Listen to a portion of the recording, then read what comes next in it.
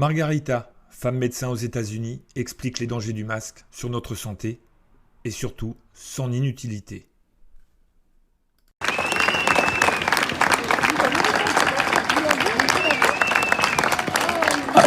Pour certains qui s'amusent encore un petit peu peut-être le soir à allumer la télé pour écouter certains médecins, peut-être salariés du gouvernement ou de certains Big Pharma, je vous propose d'écouter une parole Margarita qui est avec nous dans le mouvement depuis le début. Margarita qui n'a pas le droit d'exercer en France parce qu'elle n'a que 14 ans d'études en médecine après le bac qu'elle a passé aux États-Unis. Donc comme en France on n'a pas besoin de soignants, on lui valide pas son diplôme ici. Voilà. Elle n'a pas de conflit d'intérêt, elle. Mais elle va vous expliquer ce qu'elle pense du masque. Et je pense qu'on peut lui faire confiance parce que 14 ans d'études, je ne sais pas qui a 14 ans d'études de médecine ici, pas moi en tout cas. Bonjour tout le monde, merci énormément d'être là. Et donc je rectifie, ce n'est pas 14 ans d'études que de médecine. J'ai commencé mon départ après le bac avec la biochimie et la chimie. Donc je suis aussi à fond dans les études de ce qu'ils font de côté. Oui. Si on n'est pas très nombreux là aujourd'hui, il faut quand même savoir qu'on vient de me dire que les entrées de Forcalquier sont bloquées par les forces de l'ordre. Donc les gens peuvent plus venir. Oui, je suis médecin, je suis diplômée aux États-Unis, je suis d'origine mexicaine, je suis aussi américaine. Et mon mari, il est français, et mes deux petits, ils sont français. Donc, qu'est-ce que j'ai ici? J'ai un amour pour la France et pour la liberté. Et aussi, la France, elle a une responsabilité énorme. Parce qu'on est regardé, vous êtes regardé de partout dans le monde. Ce qui se passe ici en France, c'est un modèle qui va se faire ailleurs aussi. Si on descend dans la tyrannie, dans une dictature sanitaire, il y a le reste du monde qui va suivre. Donc, votre réveil collectif a un impact pas que dans votre communauté, pas que dans votre ville, mais aussi dans tout le pays et dans le monde. Donc, encore merci beaucoup d'être ici. Moi, je ne porte pas de masque parce que je rectifie, et même s'il y a des gens qui sont payés par les labos Big Pharma et qui vendent des masques et qui vous disent oui, ils vont vous protéger, c'est un grand mensonge. Et ils ne vous protègent pas. C'est tout simplement, vous regardez la boîte de celles qui sont vendues bleues, vous allez voir, c'est pas certifié, c'est pas protégé ni pour le virus, ni pour le corona, ni pour rien du tout. Donc, souvent, on nous dit « Ah oui, mais léger, quand on parle et tout ça. » Oui, mais à l'expense de quoi? Et puis, on habite dans un milieu où il y a, depuis qu'on a été créé, on est en symbiose avec les virus, les bactéries, les champignons, plein de tout.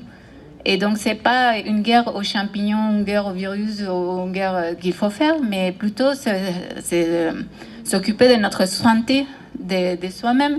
Et en s'occupant de notre santé, on peut faire face à n'importe quoi. Et c'est pour ça qu'on est ici. Nous sommes ici parce qu'on voit qu'on souffre. On est en souffrance, on est un pays en souffrance, nous sommes des individus en souffrance. Et s'il n'y avait pas de masque, les gens, ils ne seraient pas dans la peur parce que on nous étouffe avec le masque.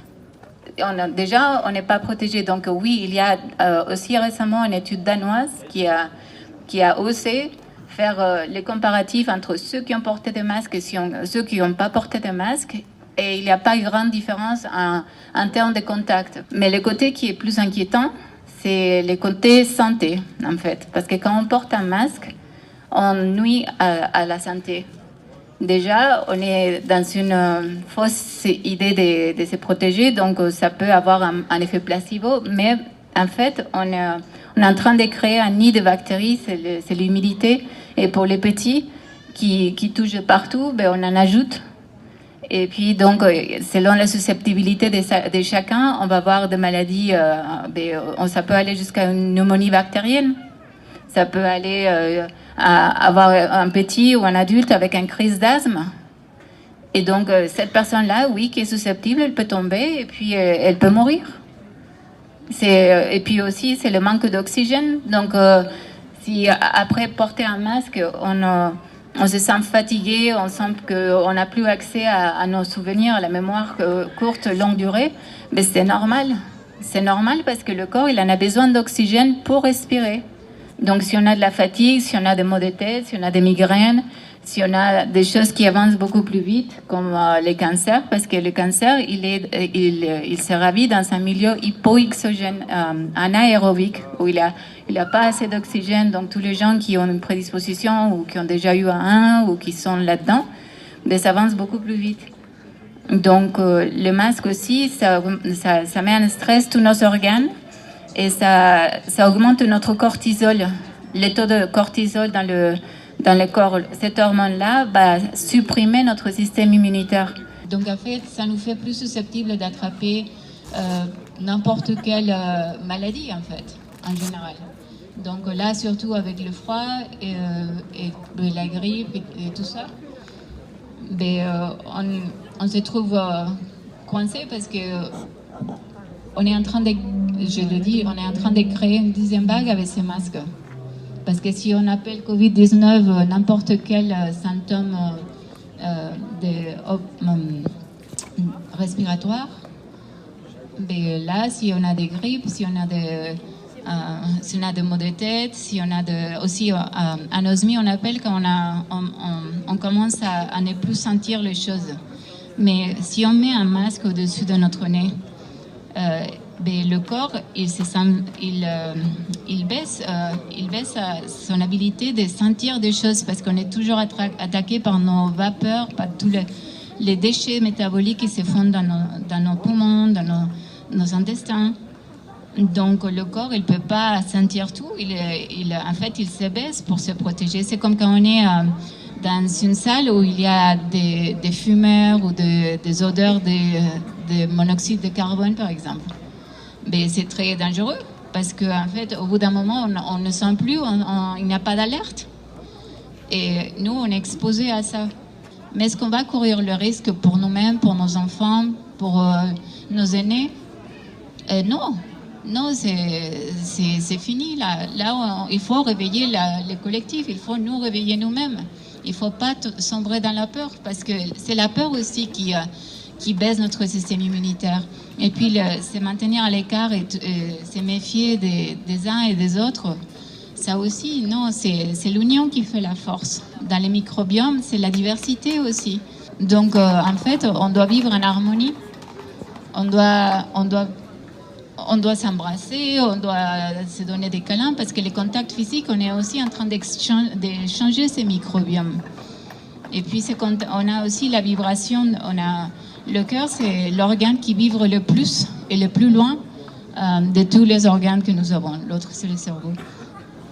Et donc, quand on est dans l'amour, en fait, on a notre système immunitaire qui augmente.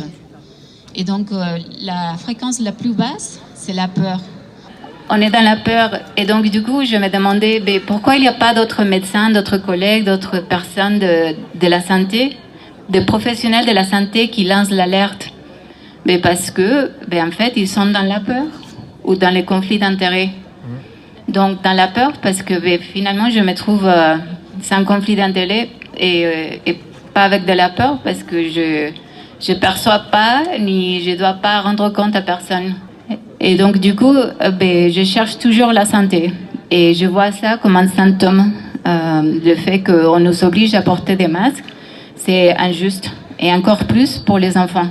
Alors là, qu'est-ce qu'ils cherchent? Les petits, ils ont une susceptibilité minime d'attraper le soi-disant coronavirus.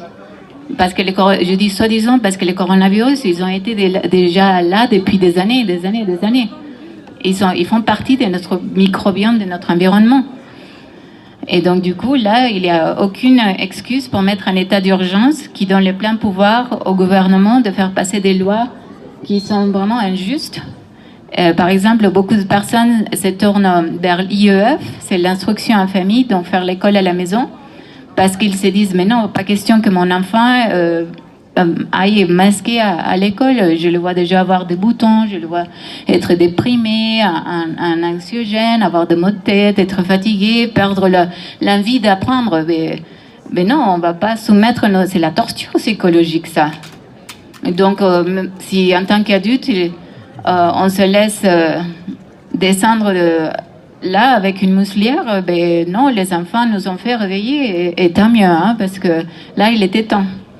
Pour moi, obliger les petits à être distancier, à ne pas s'embrasser, à ne pas avoir ce contact humain, n'a qu'un seul but, c'est le stress, l'anxiété et puis la méfiance des uns et des autres. Et c'est le but de diviser. Si on divise, on règne mieux, c'est exactement. Mais si on est unis, ben, on peut changer le monde entier. Donc la France, vous allez changer le monde entier. Oui, liberté.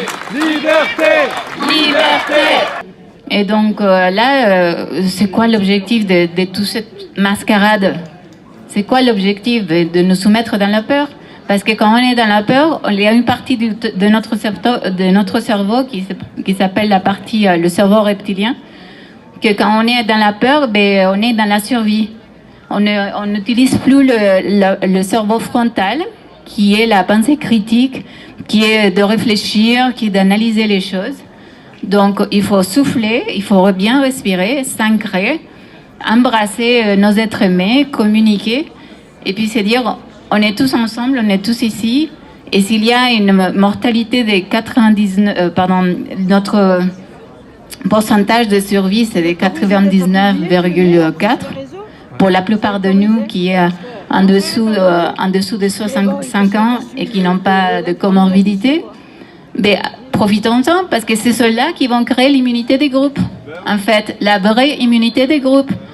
Mais déjà, je suis très reconnaissante que vous soyez tous là. Je ne sais pas, on est quoi, 200 à peu près. Selon les syndicats ou selon la police? Ah oui, selon les syndicats ou la police.